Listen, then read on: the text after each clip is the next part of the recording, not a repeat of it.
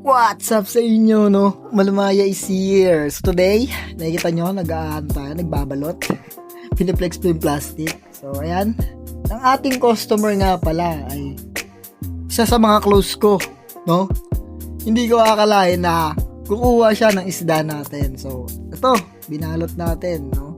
Ang kinuha niya lang pala is RDSS. And sabi ko, why not? Since kukuha ng RDSS, bigyan ko na ng free. No? Pinakuha ko siya ng acre, guys. No? Binigyan ko siya ng pair na acre. No? Kahit baguhan pa lang siya. So, hopefully ma-enjoy niyo yung isda na binigay natin. So, ayan. Nagbabalot-balot na tayo. Nakita nyo naman. At maulan to nung nagbabalot tayo, guys. No? Kaya tayo naka-jacket. Ayan, sa labas pa tayo nagbabalot. Nakita nyo naman. Ayan yung ating female na binabalot. So, ayan. No, dinodouble plastic natin yan, guys, para sure lang na hindi mabutas yung ating plastic sa loob. No, delikado na pag binabalot yung ating isda and ipipick up ng ating mga customer, no. Kaya pag tayo nagpapak ng ating mga isda, dinodouble plastic talaga natin para sure na sure yung safety ng isda pag nasa biyahe na nila. No? And hindi ko na siya nilagyan ng methylene blue kasi nga ang usapan namin talaga is mate up. Ang problema, sobrang lakas ng ulan. So, ayan. Napilitan tayong i-cancela yung pag-pick up niya ng isda kahapon. So, ngayon tayo may pag-meet up. So, ang ating pakaka-meet up nga pala ay si Sir Jolo. No? Ang dati kong prop. No? Idol ko yun, guys. Sobrang galing nun magturo. Napakalupit na prop. Hanggang ngayon, idol ko pa rin siya, guys. Kaya ka na mamotivate ako mag-aral dahil sa kanya. Hindi ko may kilala ang medtech field dahil sa kanya, guys. Sobrang lupit nun. Kaya, ayun. Kaya naregalo ko siya ng acre, no?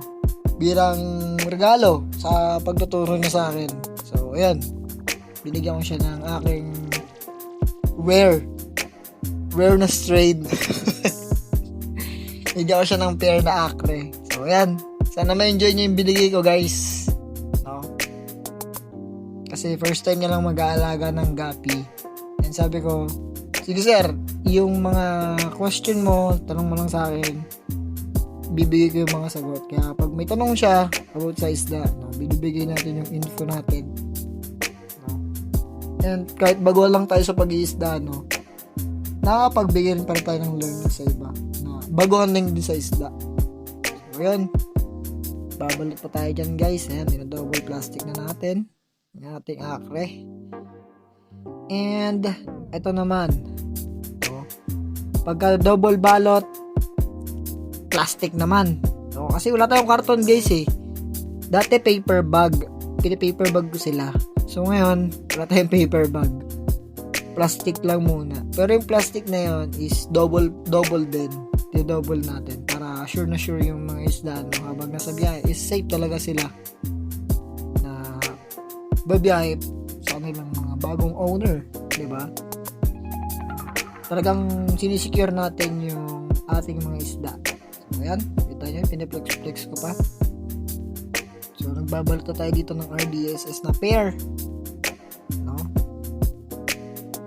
Ano guys, patapos na tayo. Ginugupit-gupit na natin yung extra. And ito na pala yung ating mga nabalot, no? Ito yung male na RDSS. Kitang-kita nyo naman, di ba? Paka-solid. Yan, kahit pet quality lang yan, binigay pa rin natin kay Sir Jolo, no? Ito naman yung ating female. Yan. And ito naman yung ating male na acre na binigay. So, ayan. Kita nyo? Nakikita nyo ba? Sorry, flashlight. Medyo madilim na rin kasi. So, ayan. Ito naman yung ating female, no? Molting stage na yan. Nakikita nyo naman, nagre-red ears na. Both. So, yun lang. Naibalot na natin yung mga isda, no? And, ipapakita na natin to kay Sir Jolo. So, yun lang, guys. Happy fish keeping, sir. Sana ma-enjoy mo yung mga isda mo. Malamaya is out.